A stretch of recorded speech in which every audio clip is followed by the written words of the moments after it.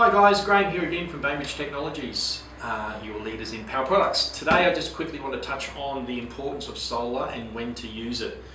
I personally, and my recommendations is, use it as much as you can and as soon as you can. And what I mean by that is, even if you get to your destination, or when you get to your destination, if you're 100% state of charge with your batteries, so you charged up before you left and you might have DC to DC in the car, so it's charging whilst you're driving. As soon as you get to where you are and you set up, the first thing I do is put my solar on. And the reason I do that is all the loads then that I'm going to be using throughout the day, that there's solar available, should be covered by my solar, which means I've never ever taken power out of my batteries until the sun goes down effectively. So then all I'm doing is maximising the battery bank that I have. Now, if you have a fairly small battery bank, this is the best way of counteracting running out of power. Obviously, there's always going to be circumstances where you may not be, you who have done everything you possibly could, and you'll run out, and that is if you're going to have a few days of overcast weather, rain, whatever, and you can't get the solar in there. But I see a lot of people at campsites that I've been to, and they're walking around going, oh geez, I'm going to have to turn such and such off or turn this off because I'm running out of power and doing this or whatever. And I look and I say, oh, you don't have solar. Oh yeah, I've got solar and I'm just going to put it out, it's not going to charge. They wait until they've pulled a lot of power out of their batteries before they put the solar out.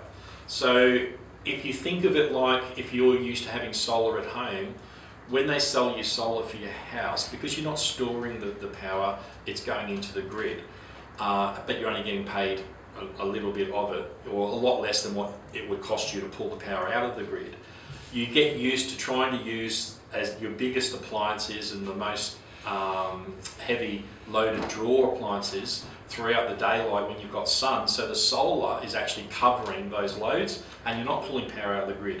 So if you think of it the same way as with your batteries, exactly the same. So if I've got my fridge on and the pump on, or a few little bits and pieces or something on, might have an internal fridge or an external fridge, and I'm pulling 10 amps of power out of my batteries, and I've been sitting at camp and I've got 6 hours of sunlight left, why would I take 60 amps out of my battery bank when I could actually cover those 10 amps easily with the solar that's going into it from a portable device. Now, this is obviously counteracting if you've got a fairly large array on your roof. Okay, so I'm talking mainly for people like with camper trailers, rooftop tents, canopies and so forth, that have got that mainly rely on portable solar, or they've only got a little bit of solar on the roof and they've got a portable panel.